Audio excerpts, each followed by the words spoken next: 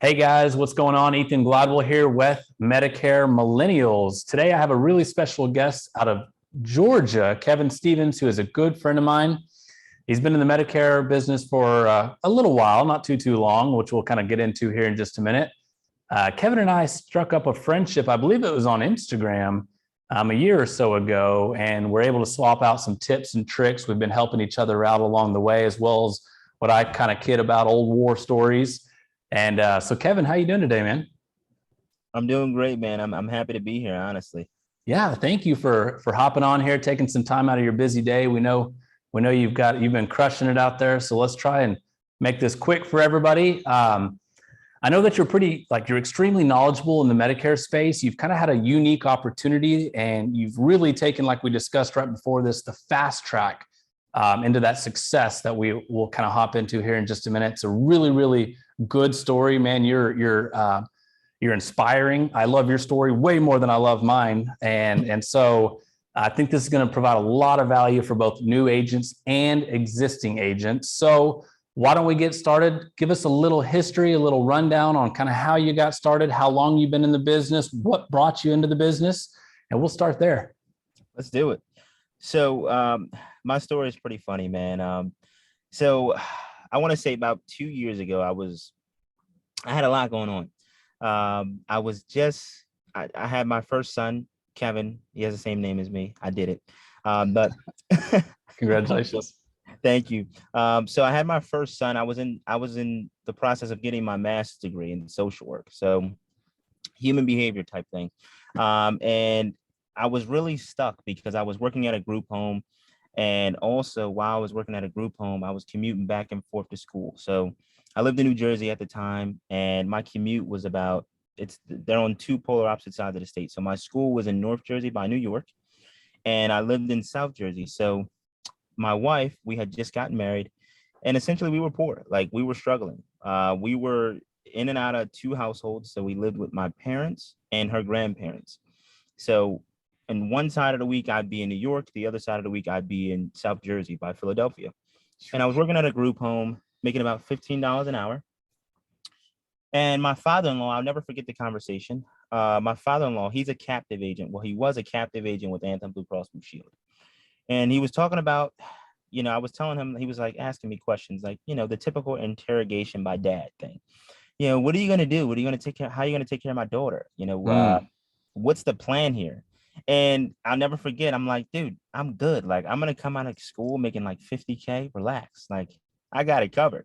Here I am thinking, just fresh out of school. I'm like, dude, I'm good. Like, I'm going to make 50K. That's a lot of money. Yeah. Now, obviously, things have changed dramatically for me. But in that moment, he was like, hey, silent pause. Do you want to make more? And that clicked for me. And I was like, whoa, what do you mean? And I always was open to opportunities because didn't necessarily know if I wanted to go into social work.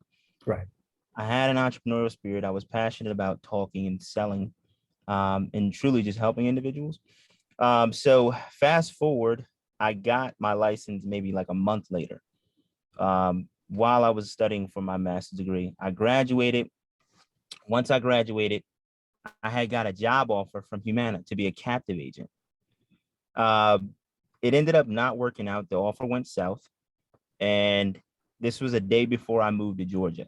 So here I am out of a job, thinking that I had a great opportunity in front of me. It ended up being the biggest blessing in disguise. I lost the job opportunity, so I went broker, independent, right? Okay.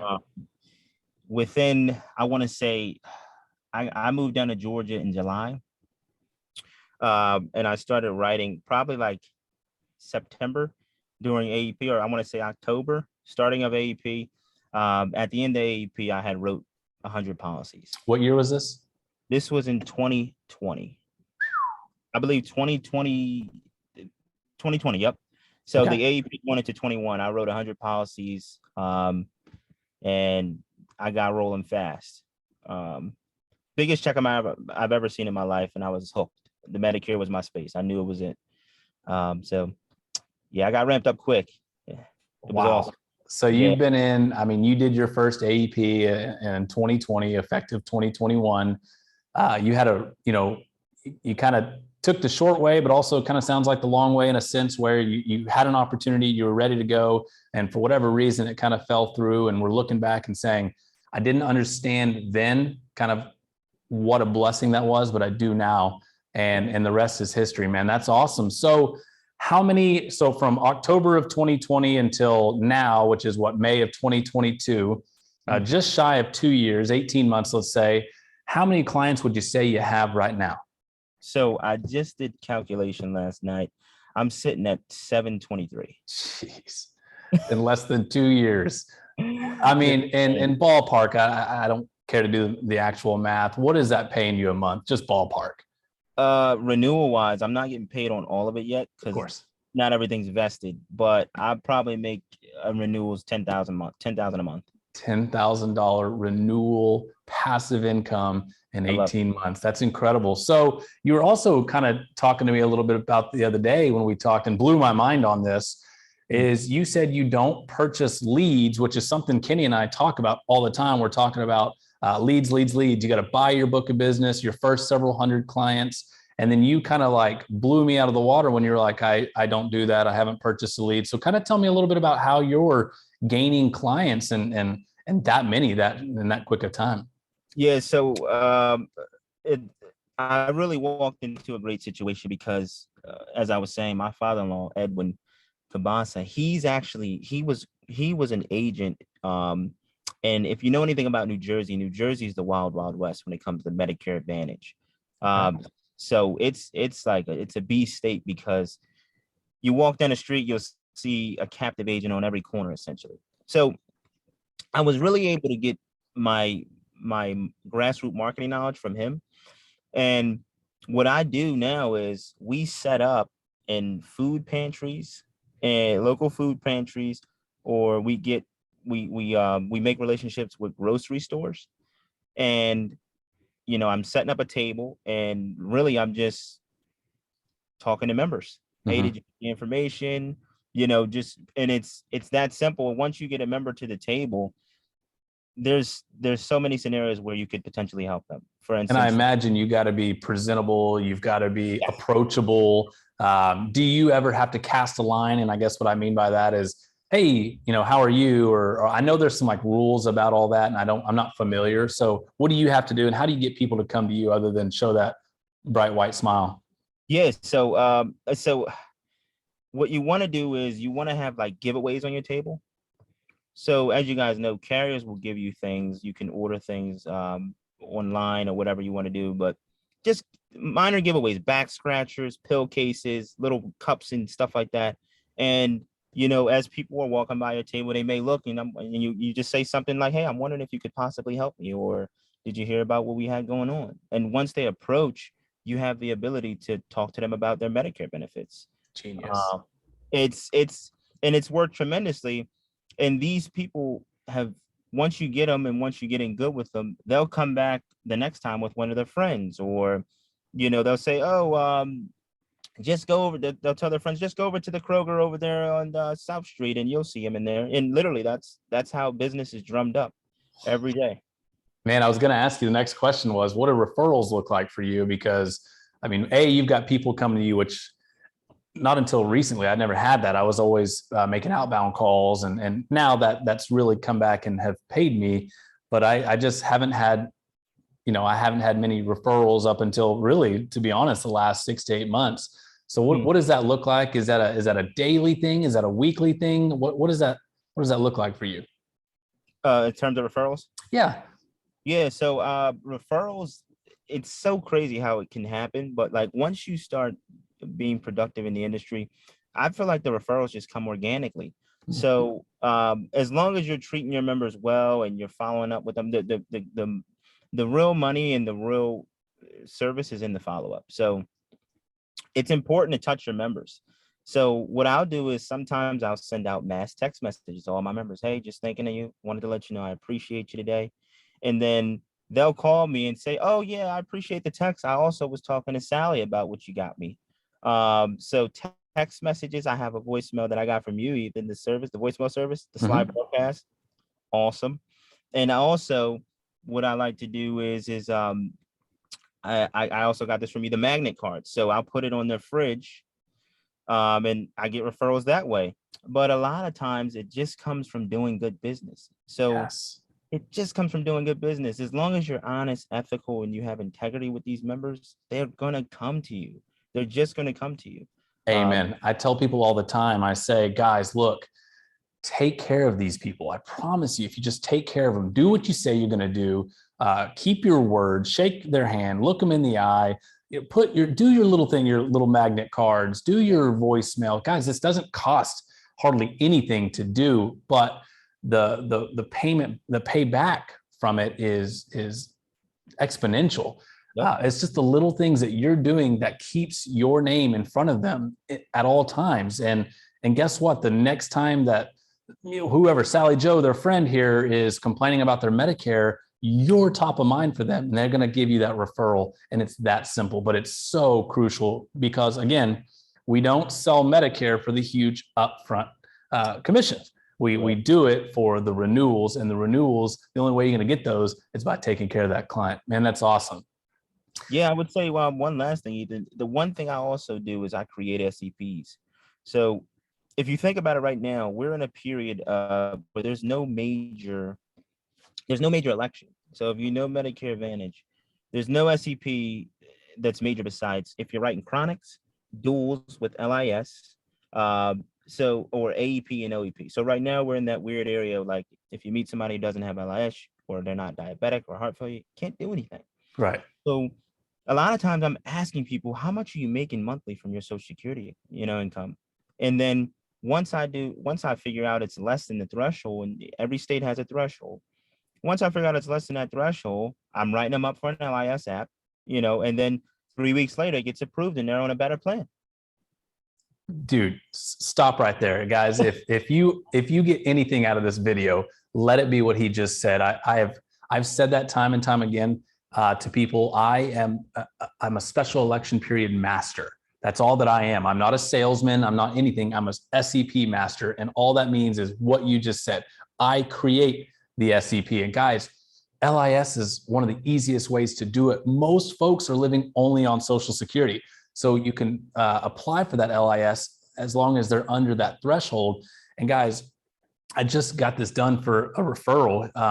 He's paying $300 a month for a prescription drug, and he had to have it. It's like a life-threatening drug, and he had to have it. And I go, okay, because nobody had ever asked him before, hey, John, how much money do you make a month from Social Security? Nobody's ever asked him that. He's been on Medicare for years. I ask him that, and he tells me the amount. I go, that would qualify him for LIS based on what he's telling me. We apply, boom, in 2 weeks, 3 weeks, however long it is, depending on state, he gets a letter in the mail saying, hey, that drug will now only be $9.85, and it eliminates that donut hole. Guess what happens? Guess what happened right after that? I get a phone call of him telling me that. 2 days later, I got 2 referrals out of the deal because I took that step. All I did was ask him, John, how much money do you make? That simple, man. That was awesome. My next question was, do you have any tips and tricks? And I'll still let you answer that. But guys, that one is a huge tip and a huge trick. Please, if you're not familiar, all you have to do is go to medicare.gov, type in the search bar in the top right corner, extra help, and read the requirements to qualify for extra help with prescription drug coverage. Read it. It'll explain it. Guys, you can really, really make a difference in these seniors' lives. So with that being said, Kevin, any other tips, tricks that you use while out in the field or while in these stores, while with doctors, anything like that? Really, the biggest, I don't know if there's any tips or tricks in terms of that. It's really just about,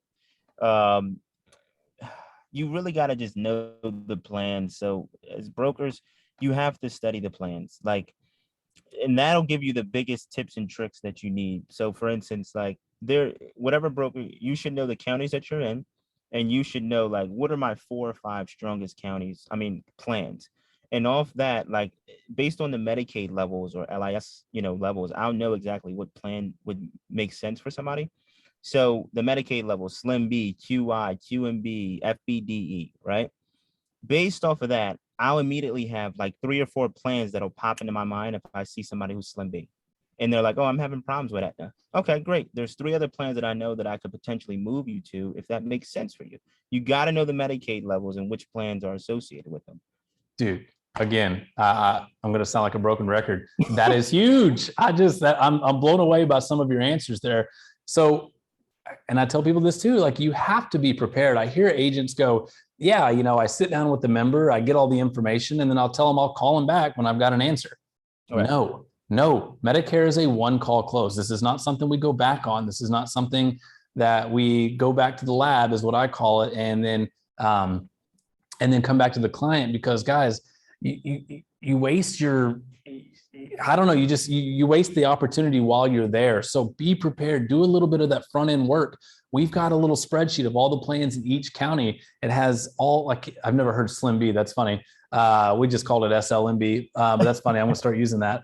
We have all that information right in front of me. And guys, eventually, after a month of running these appointments, you're going to memorize that. Like you just mentioned, somebody tells you something, boom, I know 4 plans that'll get you taken care of right now. And you say that right there on the fly, and you attack that emotion while you have that client, because their emotional pendulum is swinging, and you're like, and they're telling you a pain, and you're here to respond with an answer, a solution to that problem. And a solution is not, let me do my homework and come back to you. No. Correct. Excellent, man. That is awesome. Good stuff right there. You lose all authority, even, And which I'll talk a little bit about your social media here in just a minute. You talk about really, really good things, and not necessarily like Medicare specific, but more sales and psychology specific, which I'd assume comes from your degree. And it's really good stuff. And you're right, you absolutely lose that authority. You lose everything, man. And when I hear an agent say that, it just, man, it hurts me. So that's good stuff. What does your weekly schedule look like, and how many days a week do you work? Are there some days in the field, some days at the office? What does that look like for you?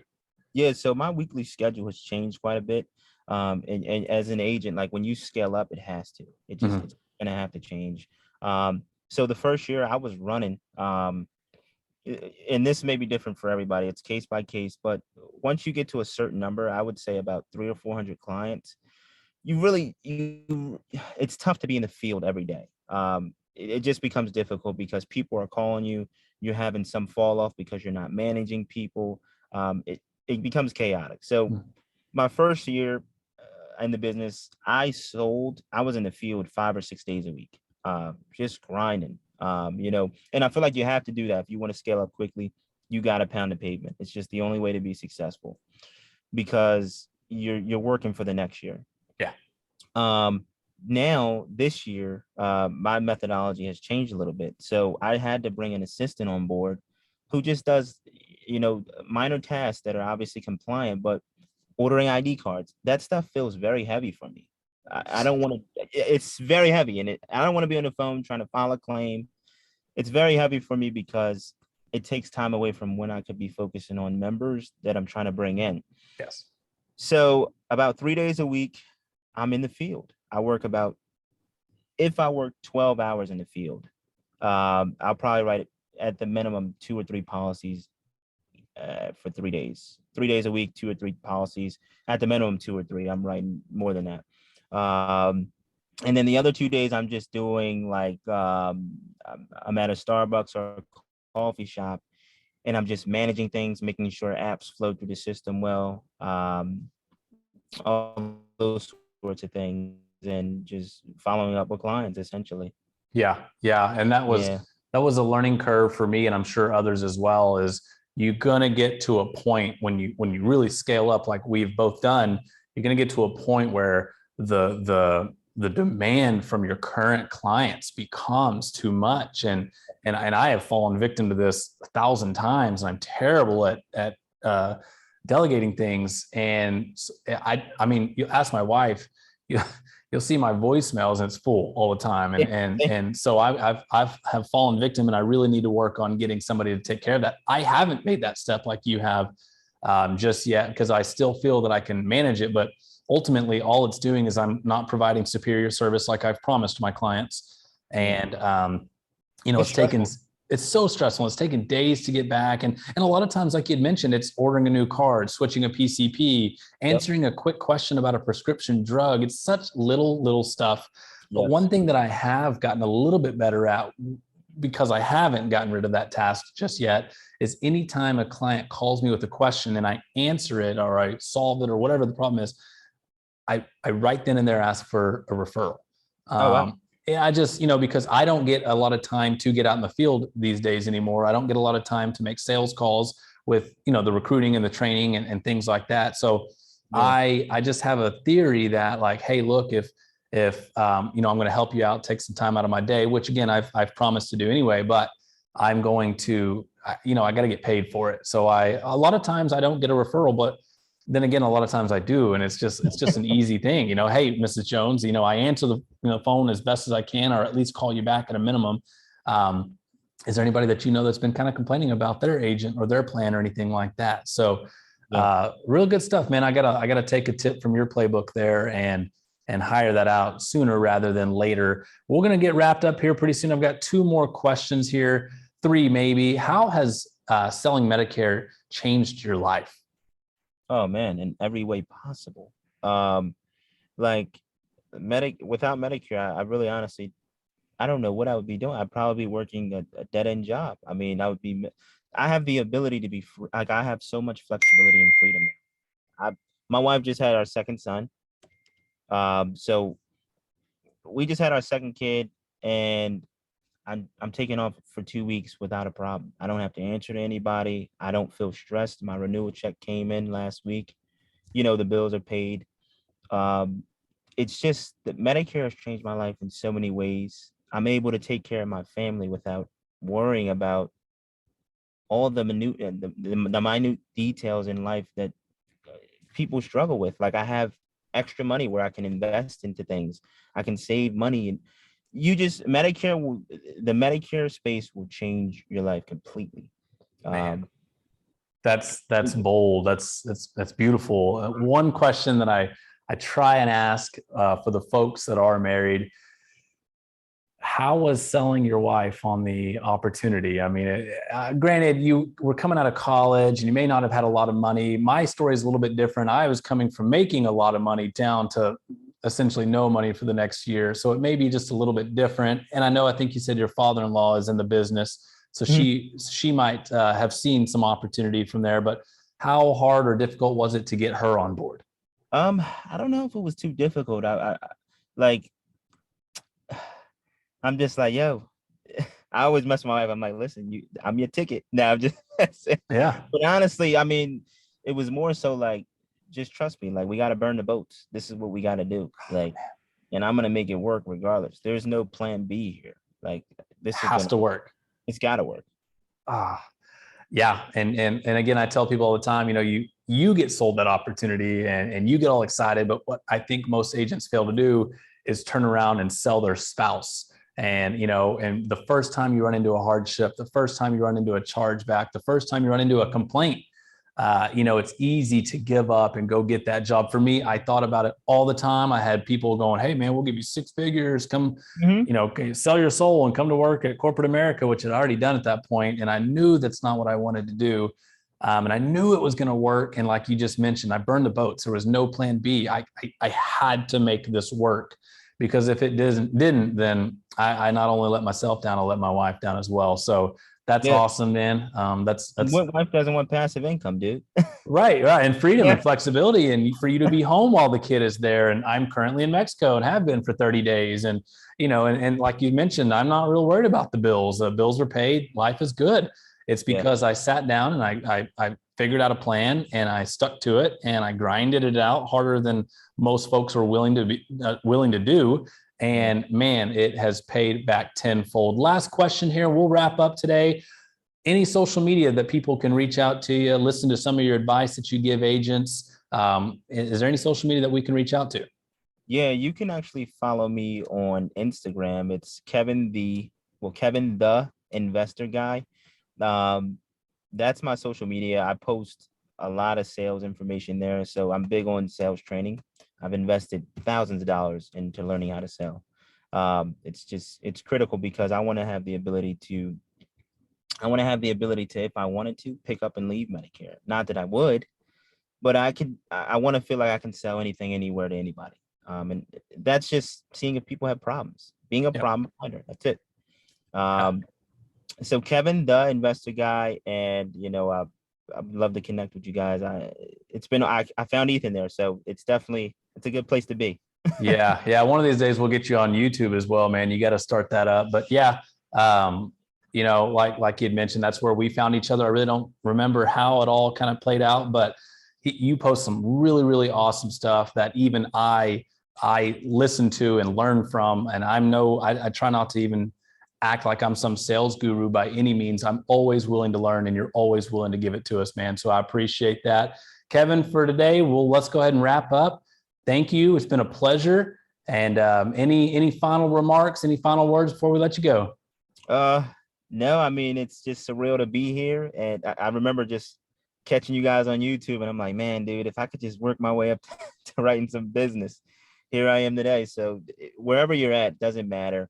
As long as you apply hard work and some type of, training, and, you're going to be able to get where you need to go. That's all. Awesome, man. Well, congratulations on your success. Congratulations on your second child. And we will talk to you another day, man. Take care. You too, Ethan. Thanks, man. Yes, sir. We'll see you later. Take Bye care, now. brother.